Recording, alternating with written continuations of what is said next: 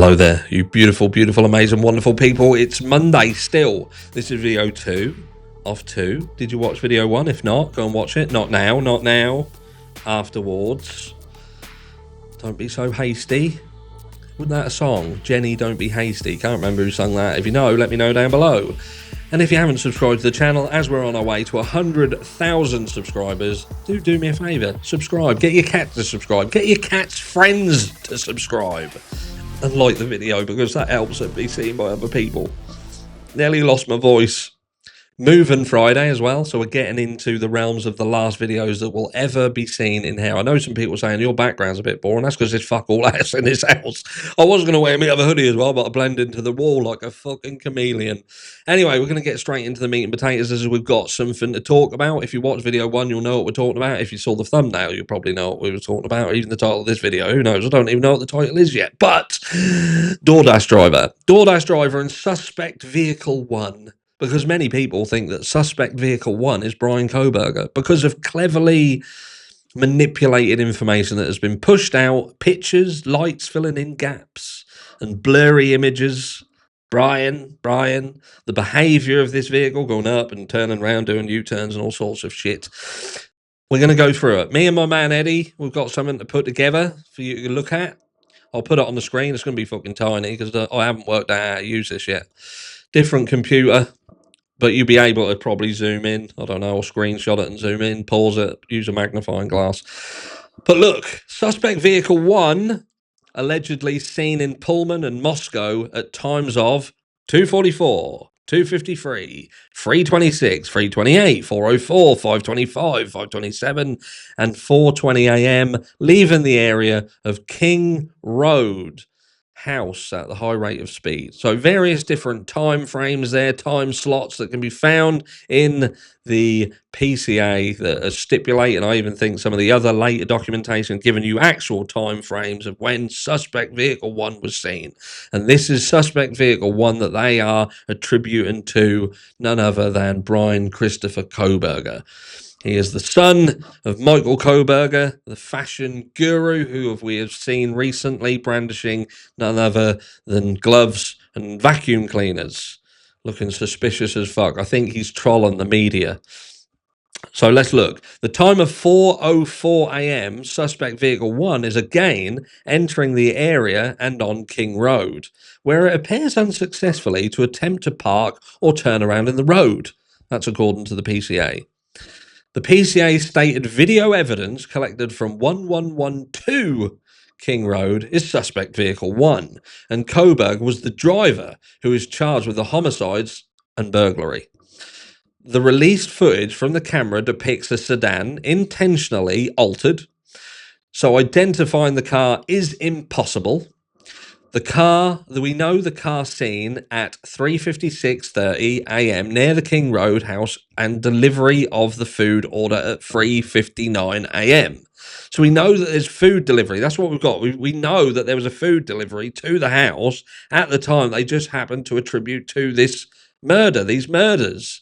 And then we've got DoorDash footage that are showing these cars and the behaviour of these cars, but yet they're not images that you can look at and go, bloody hell, that's Bryan Kohberger's car. That's Bryan Kohberger's car. It looks like fucking Morph's car. Looks like it's been crafted out of plasticine.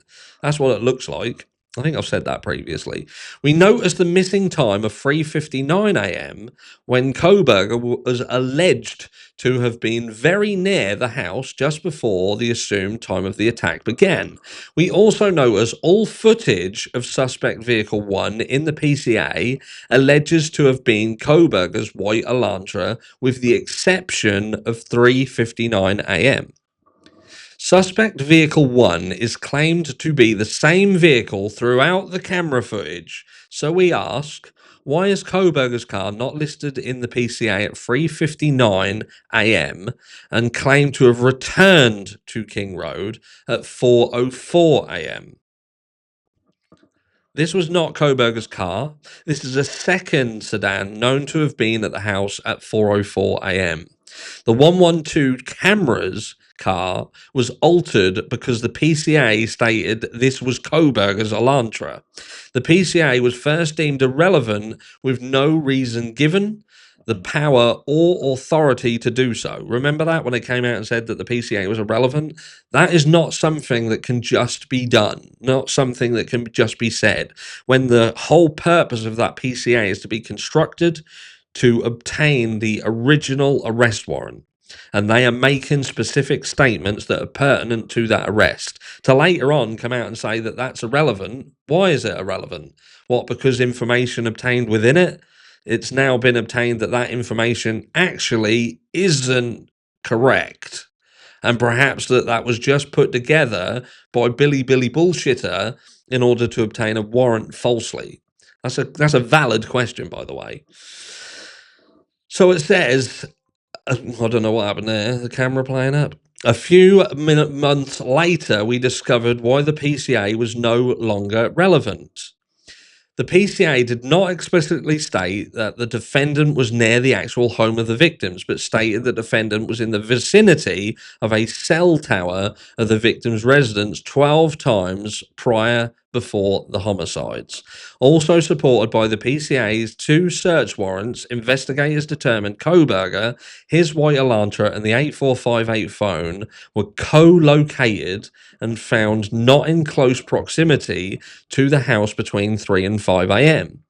However, the DoorDash car and driver was at the house at the time police believe the attack happened and was suspect vehicle who left the area at 4:20 a.m., all situated as Kohberger's car very near or at the house in the PCA. The combined factors of no mapping on Highway 270, no mapping of Kohberger's car in the immediate area of King Road House, timing and location of the DoorDash car at the residence, support and evidence of Mortensen and Funk's knowledge of the time of the attack per their phone's extraction data leads to irrefutable evidence that the DoorDash car is, in fact, suspect vehicle 1. Now, you may or may not agree with that, but this is about spending enough time to go through the documents, reading the documents, looking at the time frames, looking at the time stamps, looking at all the intricacies of the docs that are put together, and trying to form a chain of custody. We have the same issue with the DNA. There is no chain of custody. We have lots of people who are probably leaning towards Bryan Kohberger being guilty, want to say certain things around the DNA, the fact that this is quite simple and people are overcomplicating it. And the reality is, if you want to put somebody to death, you want to see the exact route that took to get to your conclusion. Now, some people turn around and say, well, the FBI aren't going to turn around and say that that's Bryan Kohberger's DNA that's actually found on the sheath. They have to be more strategic in how they place that. But you still have to show the documentation, the workings of it, to show how you actually got there. You can't just say, trust us, bruv, we're right. And you can't just turn around and say, well, they probably didn't provide all of the documentation of that because they got it in a manner that they perhaps shouldn't have done, that was outside the realms of what would be accepted by the public. Because again, you have to function within the respectable methods that the public want you to stick within. Because you shouldn't, as a public, you shouldn't, as a citizen, want your legal system to step beyond its bounds in order to obtain a result, because it's when you start going outside the realms of how things should be done that you can start manipulating results and things can go wrong. So when I look at the DNA, for instance, I don't see a clear path. I just see that a load of stuff was done that they now want to scrap and get rid of, that just leaves them with, there was DNA at the scene, we did a buccal swab, matched them, so on and so forth. Now, that in itself, even though that could have been how it all fell together, that doesn't mean that Bryan Kohberger did this crime, just because his DNA was found on a sheath. Now, it doesn't look good, and it certainly does tip the scale towards,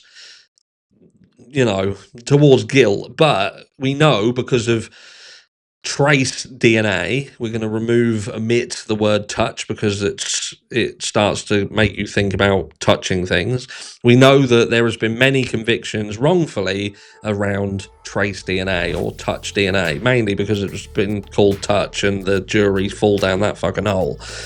But everything needs to come together here because you're talking about executing someone. So was Bryan Kohberger at this address at the time that you're selling us this crime took place?